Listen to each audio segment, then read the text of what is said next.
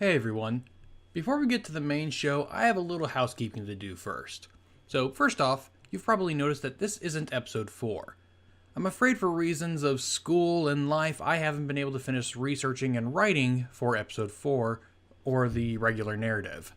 However, I didn't want you guys to go too long without content, so I dug through my files and unearthed an older and very different first draft for this podcast. I was originally going to attempt to tell the history of the entire Middle East up to the Young Turks' revolution in 10 episodes, starting with the rise of Islam. Each of these episodes was going to be very long, but I abandoned that idea for a more recent start date. But the script is still good, I just needed to edit it a bit for how the podcast structure is now. Assuming you looked at the title of this episode, it is called Appendix B1, The Rise of Islam. The first 2 episodes I uploaded to this feed, I eventually renamed Appendix A1 and A2. The reason for this is academic. In some nonfiction books and in The Return of the King, there is a section in the back of the book referred to as the Appendices. The Appendices is a place for information that couldn't be fit into the main body of the text, but the author thought it was still important to have. While regular chapters of a book are usually labeled with numbers, appendices are usually labeled with letters, and different letters correspond to different areas being covered. So in this podcast, appendices that are labeled with the letter A are about Turkey. This newest appendices is about the origins of Islam, which is an Arabian-focused narrative, and so I started a new set of appendices. So from now on, any appendices that is labeled with the letter B, you know is about Arabia. So that covers all the housekeeping I wanted to do. Thanks for your patience, and without further ado, here's the main show.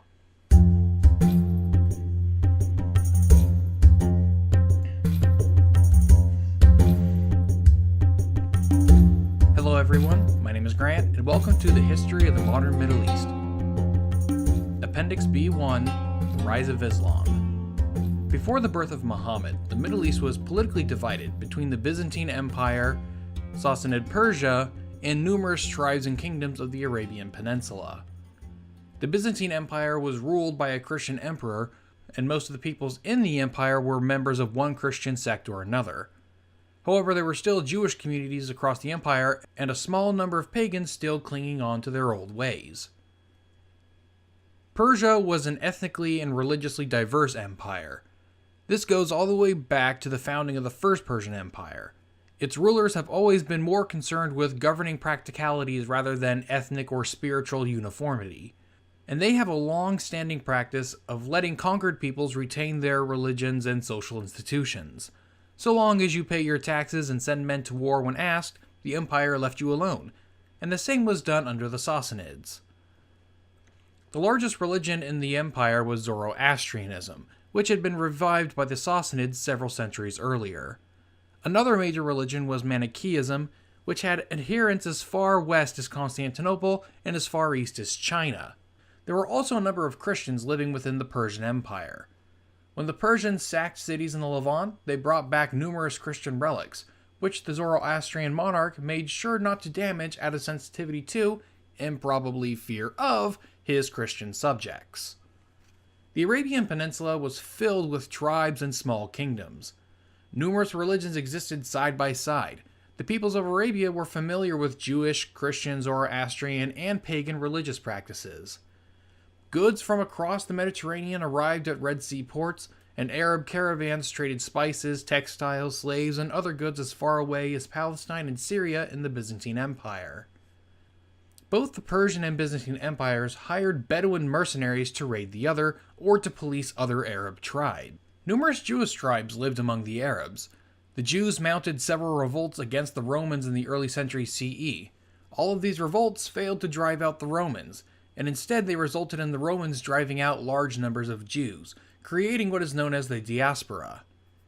Numerous refugees went south into Arabia, where they blended into the local tribal structures. The Jews living in Arabia, although resolutely monotheistic, spoke Arabic and were culturally indistinguishable from their Arab neighbors. According to Arab tradition, one of the most influential cities in the Arabian Peninsula was Mecca, It is here in 570 AD that Muhammad was born to a powerful tribe, the Quraysh, but to one of its lesser branches, the Banu Hashem. The Quraysh were merchants who had connections with the pastoral tribes around Mecca, along with control of the Kaaba. The Kaaba was an important site in Arabia before Islam. The Arab peoples believed that they are descended from Abraham's eldest son, Ishmael, who was born from his relationship with the slave girl Hagar. It is believed that Abraham and Ishmael built the Kaaba. The Kaaba was filled with idols from numerous religions, and it drove a lot of commerce towards Mecca, as pilgrims would journey to the city to make offerings to their god or gods. Islam plays a huge role in how the last millennium and a half of history in the Middle East is interpreted. But as important as this is, we need to be careful of the Arab accounts. For one, none of what happened in Muhammad's life or the early years of Islam were written down for over 100 years after his death. Written history often reflects the thoughts and concerns of the time that it was written, rather than the thoughts and concerns of the time that is being written about. The problem with studying early Islamic history is that there are no primary sources from the Arabs. They were an oral culture, and although they did have a written language, this was mostly used for commerce. Because of this, we rely on secondary sources for the Arab perspective. And surprisingly, we rarely look at the primary sources for early Islamic history because they are all written by non-Muslims.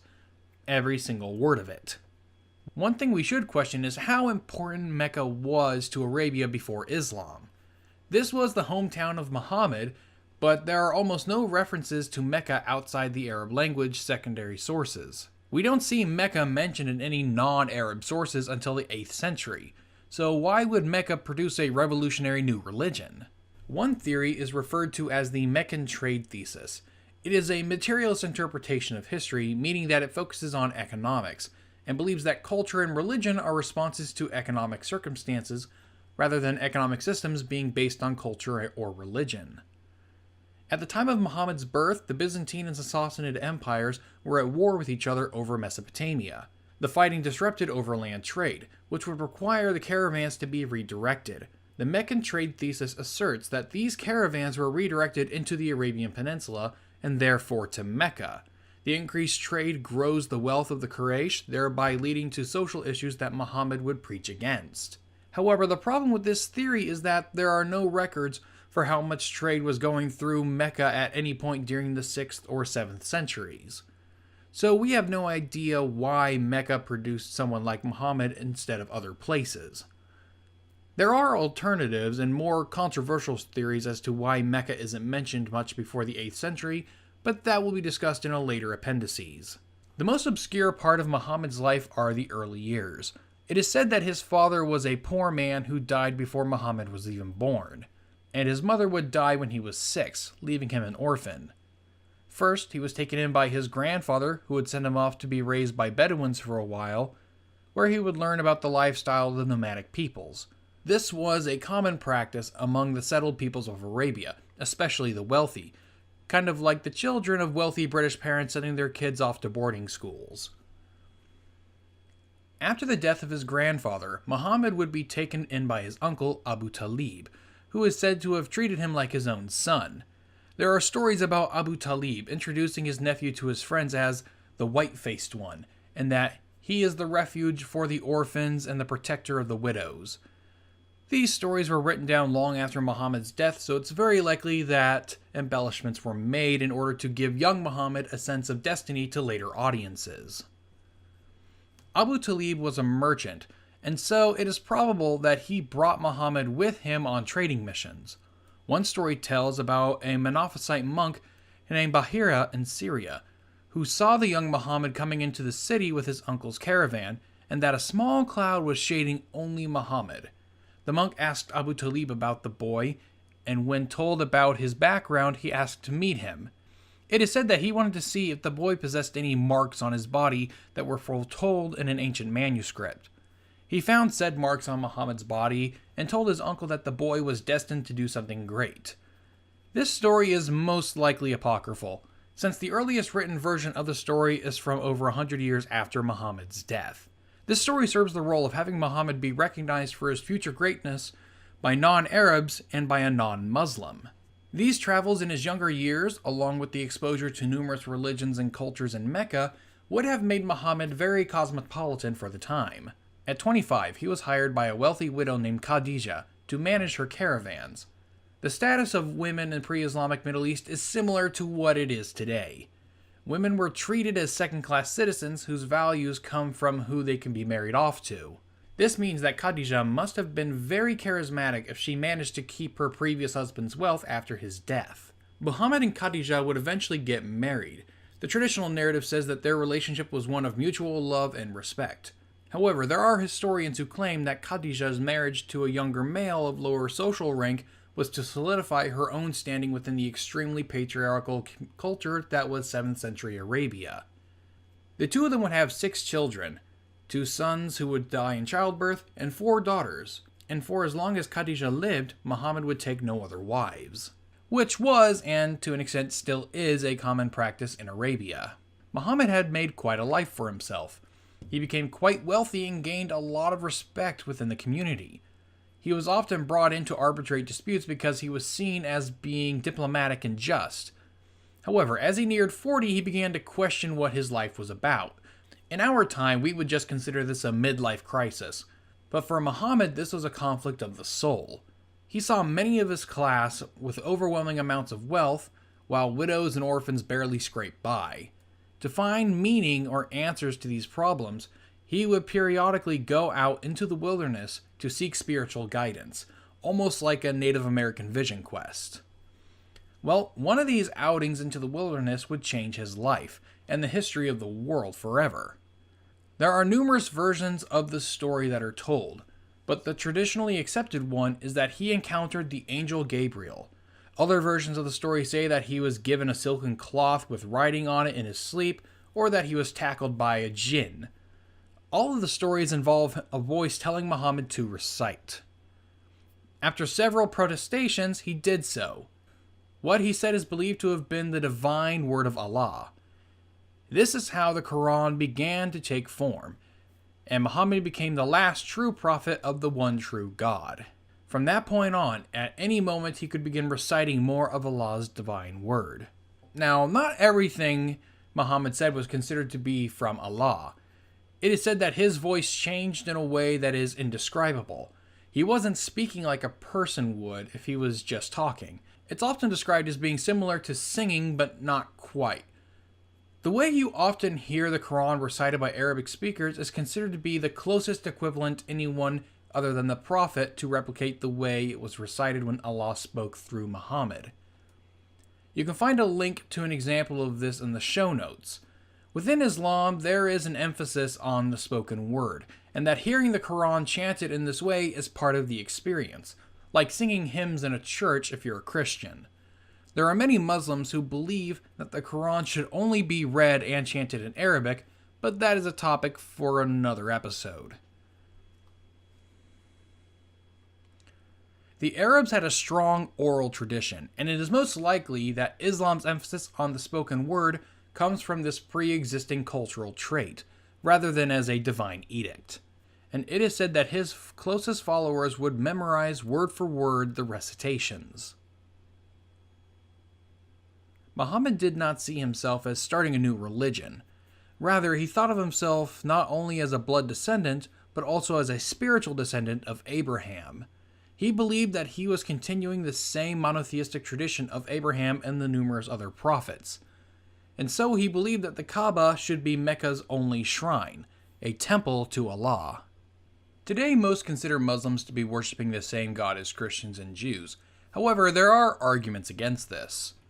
The God of the Jews and Christians already had numerous names, such as Yahweh, Jehovah, or Elohim, that would have been known to the Arab peoples. On top of this, there was already a god represented in the Kaaba by the name of Allah. There was a tribal lunar god that watched over Mecca along with several goddess daughters. It also seems suspicious that the most common symbol representing Islam is a crescent moon. Over time, however, the name Allah transformed from being the name of a particular god to being the generic word for God in the Arabic language. Arabic-speaking Jews and Christians also use the word Allah when talking about their God. Whether Muslims worship the same God as Christians and Jews is a contentious subject, and I'll wait till a later episode dedicated to the theology of Islam to discuss it in more detail. The first convert to Islam was Muhammad's wife Khadijah, followed closely by his cousin Ali. His uncle Abu Talib is said to have never converted. He gained a small number of followers, including a few young members of the influential families of the Quraysh, along with other tribes and groups who had connections with the Quraysh. Muhammad's relations with leading families of the Quraysh worsened as he gained more followers. His recitations were attacking all of the wrongdoing of the rulers of Mecca. His attacks on polytheism was also a threat to the pilgrimage trade that journeyed to the Kaaba. It is said that the ruling Quraysh leaders persecuted Muhammad and his followers for his teachings. Some of his followers are said to have fled Mecca to seek refuge in Ethiopia across the Red Sea.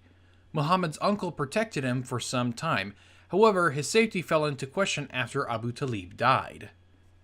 In 622, the position of Muhammad and his followers became very precarious.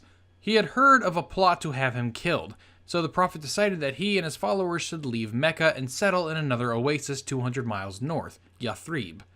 This settlement would later become known as Medina, which means City of the Prophet. Arrangements had been set up for Muhammad and his followers by traders who had come to Mecca and invited him to become an arbitrator for tribal disputes. This migration from Mecca to Medina would later be referred to as the Hijra. It would also become the starting date for the Muslim calendar. The flight from Mecca to Medina would become symbolic for Muslims. It not only symbolized escape from danger, but also seeking protection away from your home. It would also come to symbolize the abandonment of paganism and the acceptance of monotheism. When the Muslims arrived in Medina, they made a pact with the two main Arab tribes and some of the Jewish groups. Each of these groups would be allowed to live by its own laws and customs within their own communities, but when there were disputes that crossed community lines, Muhammad would be given final judgment. This gave the Prophet and his followers nearly unquestionable power within Medina. During his time in Medina, the nature of Muhammad's recitations began to change. When they were in Mecca, the divine recitations had more to do with social justice and poverty. After they moved to Medina, they began to deal more and more with formal practices of religion and the duty of Muslims to spread their religion. This is when the teachings of Muhammad became more violent. All of the verses in the Quran that speak of killing infidels and apostates come from the recitations of this period. Islam was more than just a set of moral codes and rituals to honor God. It was also a system of government. Christianity and Judaism don't prescribe a specific form of government. They only ask that those in government behave morally. Islam, on the other hand, holds that the state promote the true religion of the one God. As Muhammad's teachings became more sectarian, tensions began to rise between the Jews and the Muslims of Medina. The Jews could not accept Muhammad as a genuine messenger of God within their own traditions, and Muhammad accused the Jews of perverting the revelation that Allah had given their people. The exact reasons for the conflict between Muslims and Jews of Medina are uncertain.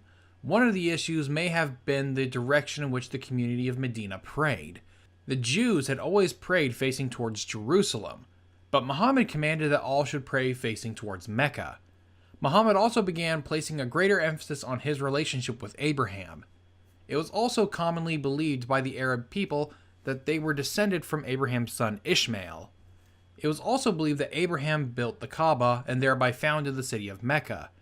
It could be that Muhammad was trying to reconcile with the Quraysh and make Mecca an approved site for Muslims to make pilgrimage to, and a number of people living in Mecca had converted to Islam in Muhammad's absence. They eventually came into conflict with the Quraysh of Mecca. The exact reasons are disputed, though. Some sources say that the merchants of Mecca were in danger of losing their alliance with tribal chiefs and therefore losing control of trade. Others believe that it was a holy war to convert the people of Mecca to Islam. The leaders of Mecca had continued to be hostile towards Muhammad and his followers, who could not feel truly secure until Mecca was under Islamic control. The leaders of the Quraysh had put a bounty of 250 camels on Muhammad's head. The merchants of Mecca stepped up their trading expeditions in order to finance an assault on Medina. Muhammad countered this by leading raids on caravans. After a year of raids, the Meccans decided to attack the Muslims directly. 1,000 Meccans met 300 Muslims at the Battle of Badr, where they were defeated. The Quran mentions the Battle of Badr as evidence that Allah can overcome any odds. Numerous Bedouin tribes had sided with the merchants of Mecca, but after these battles, the tribes began to switch sides. The second major battle of the war between Mecca and Medina would happen in Uhud in 625.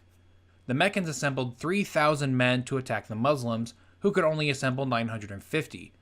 Outnumbered more than 3 to 1, the Muslims still believed that they could win because Allah had delivered them victory at Badr with the same odds. They seemed to be winning the battle at first, but when the Meccans fell back, many of the Muslims broke formation and pursued in hopes of obtaining more spoils from the battle. But then the Meccans attacked the Muslims from behind, and Muhammad was injured.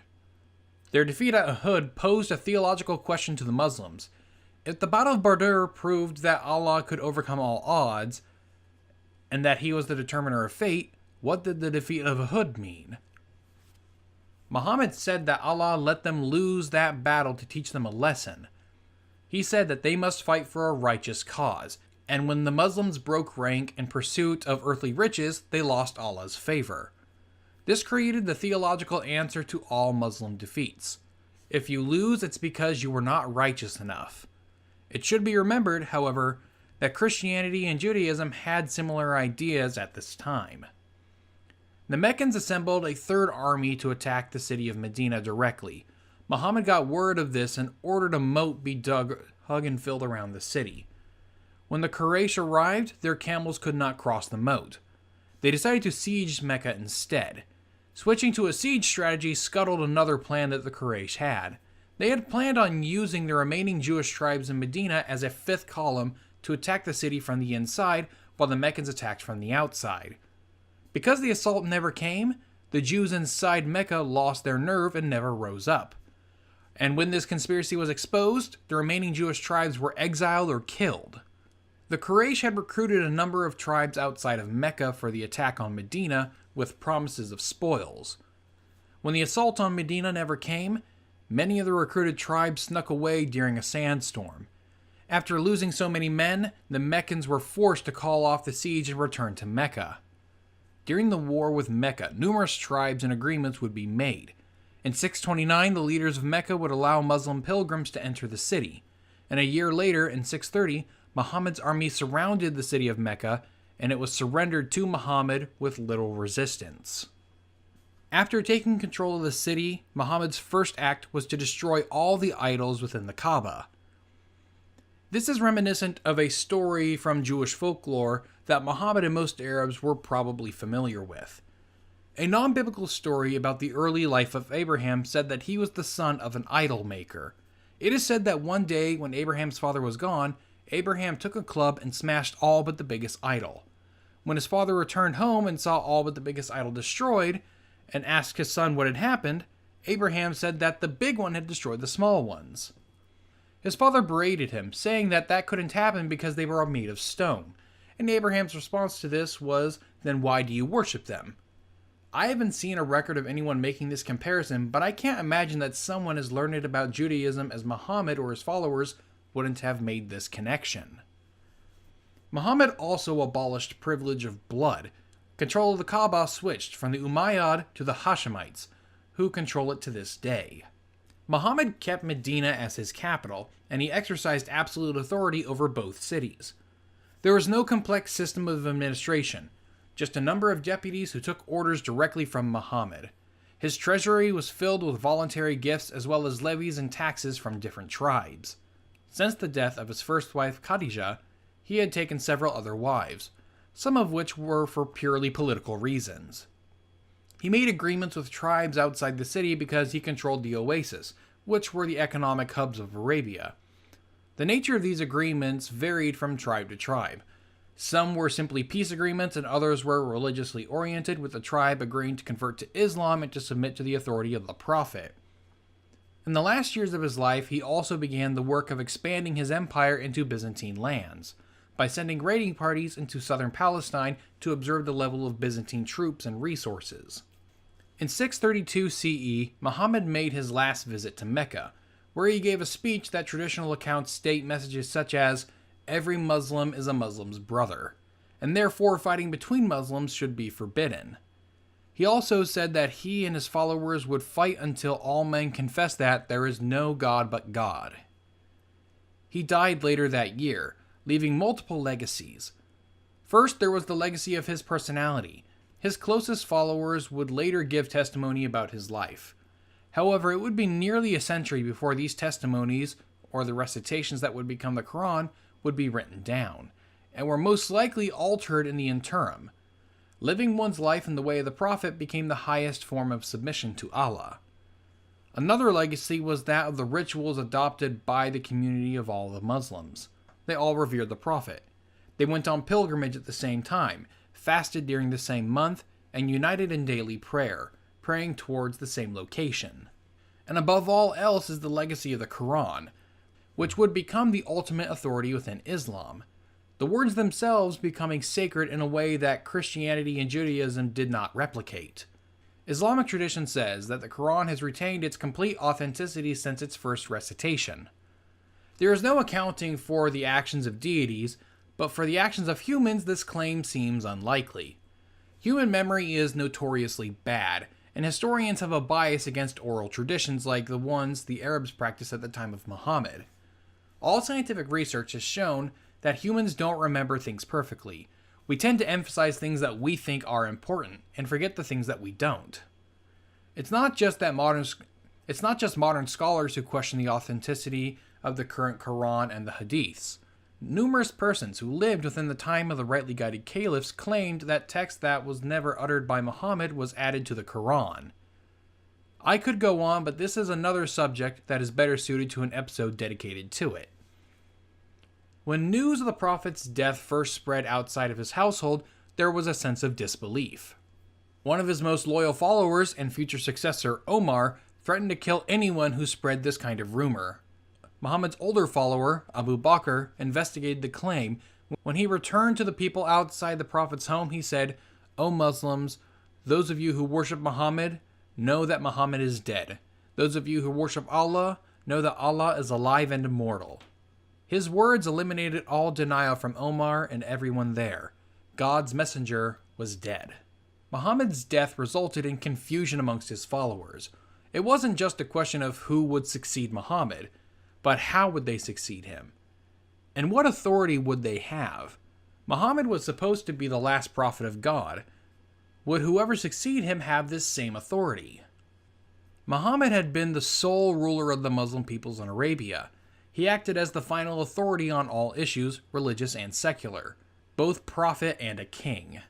Because Muhammad had been chosen by God directly, the community of Muslims could not pick another man with the same religious authority as Muhammad. But they needed someone to replace Muhammad, or else the Ummah would collapse. The next leader needed to be blessed by Allah, but not be directly guided like Muhammad was. This was because Muhammad had said that there would be no other prophets after him. Whoever their leaders ended up being would need to have the authority of both religious and secular affairs because the community knew no other system, and the recitations of the Prophet did not speak of any separation of religion and state. A race to replace the Prophet had begun. Abu Bakr had heard rumors of the native Muslims of Medina trying to appoint a new leader themselves. Abu Bakr gathered a group of Muhammad's close followers, including Omar, and crashed the meeting at Medina. At the meeting, he proposed that the whole community should have a say in selecting a new leader. He nominated Omar and another of the Prophet's close companions. Omar, being a big and boisterous person, was appalled by himself being nominated, and so nominated Abu Bakr instead, saying that he, as one of the Prophet's first converts and most loyal followers, that he was the only logical choice. The meeting gave its unanimous support to Abu Bakr, who would take on the title of Caliph. The title of Caliph had never been used before, and there are multiple translations of it. It can be translated as the successor, deputy, or servant of the Prophet. But no one knew what the title meant at the time. The details of that would have to be set by Abu Bakr and his successors. After he was chosen, he made his way to a nearby mosque where a crowd had gathered. At this mosque, it was announced that he had been chosen to succeed Muhammad, and it was proclaimed, However, not everyone was at the mosque or at the meeting. One of the Prophet's closest companions wasn't even considered: his cousin Ali. At the time of the meeting, Ali was busy washing Muhammad's body, and by the time he had heard about the meeting, they had already chosen Abu Bakr as his successor. Ali had a very close relationship with the Prophet. Not only were they cousins through the relationship of both their fathers, Muhammad had been adopted by Ali's father Abu Talib, which made both of them brothers by adoption. Ali was also 30 years younger than Muhammad, and for a time lived in Muhammad's household with his wife Khadijah. Considering the age difference, Muhammad treated his cousin Ali almost like a son in the same way Ali's father had treated him like one. So Ali was considered to be Muhammad's cousin, brother, and son, all at the same time. Ali was also the first man to convert to Islam, making him the second Muslim overall and the first male Muslim. When Muhammad was under threat of assassination, Ali would sleep in Muhammad's bed and blankets, prepared to take the knife for him. At the Battle of Uhud, Ali was among those who rallied around the Prophet and prevented the battle from being a complete rout, and carried the wounded Muhammad back to Medina. The Prophet had kept Ali as his right-hand man. In his last sermon, Muhammad had said, "Any of you who consider me your patron should also consider Ali your patron." On top of all this, Muhammad had no sons, and only one of his daughters gave birth to sons that survived past childhood, Fatima. And Fatima was married to Ali. In this situation, anyone would be angry, especially if you weren't even considered or consulted. Who else was closer to the Prophet? However, there was a strong case to be made against Ali. The Prophet had never said that there was anything special about his family or bloodline. Just being related to the Prophet did not give someone authority.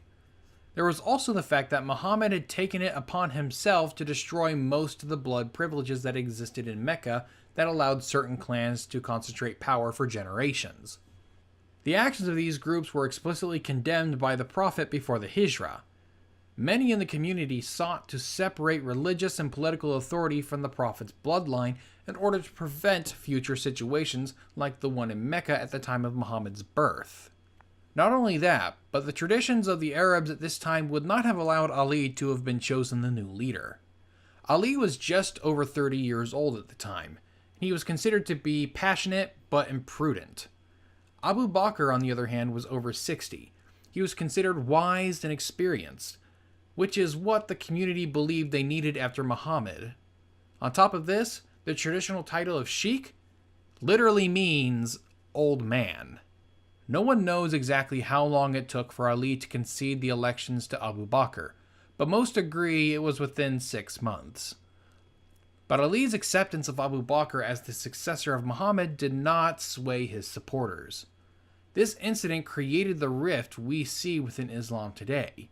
The supporters of Ali would become known as the Shia, which in Arabic means partisan, while the supporters of Abu Bakr would become known as the Sunni, which in Arabic means consensus. To this day, the Shia believe that Ali and his descendants were the only legitimate successors to Muhammad. The divide between Sunnis and Shia started as a political one, but over time would become more theological and doctrinal. And this is where I want to end this episode for today. In the next appendix, I will be covering the history of the first caliphate under the rule of the rightly guided caliphs. If you are interested in learning more about the subjects covered in this episode, I have my sources listed in the show notes for this episode on historyofthemodernmiddleeast.com.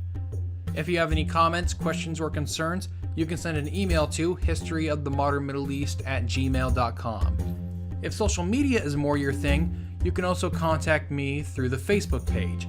I also have an official Twitter account for this podcast with the handle @HMME_podcast. So you can contact me through that account as well as my personal Twitter account @GrantGHurst. I would also appreciate it if you could give this podcast a rating and a review on iTunes or any other podcasting services you use. That's all for now. Thanks for listening.